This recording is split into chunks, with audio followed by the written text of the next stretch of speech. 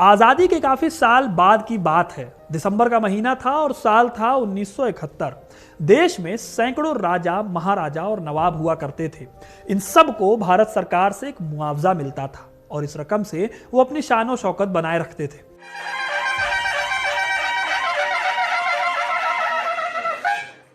लगभग 102 रजवाड़े ऐसे थे जिन्हें 1 लाख रुपए से 2 लाख रुपए के बीच भत्ता मिला करता था।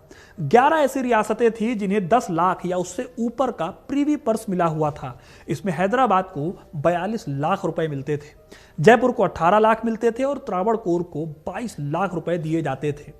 एक गेस के हिसाब से करीब 4 से 5 करोड़ रुपया उस दौर में भारत सरकार का खर्च होता था केवल इन रियासतों के भत्तों पर। लेकिन 1971 की 28 तारीख को इन राजाओं और नवाबों से यह सब कुछ छिन गया। भारत की संसद में एक कानून पास हुआ जिसने राजाओं और नवाबों की शान और शौकत छीन ली। यह ऐसा ऐतिहासिक कानून था जिसने आजादी के वक्त हुए समझौतों को किनारे रख दिया, ताक पर रख दिया।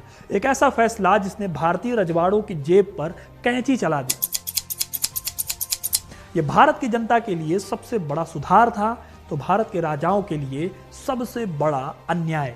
यह कानून वो फैसला था जिसमें रजवाड़ों को दिए जाने वाले प्रीवी पर्स यानी गुजारा भत्ता को रोकने का ऐलान कर दिया गया था। इस एक फैसले से इंदिरा गांधी ने एक तरह से कई रजवाड़ों को सड़क पर ला दिया था। तब तक भारतीय राजनीति में गूंगी गुड़िया कही जाने वाली इंदिरा गांधी को रातों रात गरीबों का मसीहा घोषित कर दिया गया और इसी के चलते 1971 के चुनावों में उन्हें भारी जीत मिली थी।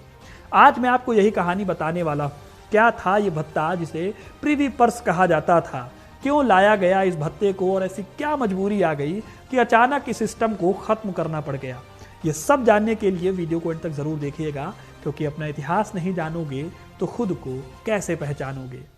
दोस्तों, ये तो आपको पता है कि जब देश आजाद हो रहा था तब एक बड़ा हिस्सा वो था जो रजवाड़ों के अधीन था। जैसे कि कुछ एग्जाम्पल दूं तो जोधपुर रियासत, भोपाल रियासत, जूनागढ़ और हैदराबाद और कश्मीर रियासत। ये देश की बड़ी बड़ी रियासतें थी जिनके कब्जे में देश का बहुत बड़ा हिस्सा हुआ करता था। भारत की मुकम्मल तस्वीर के लिए इन सब को भारत में शामिल करना जरूरी था।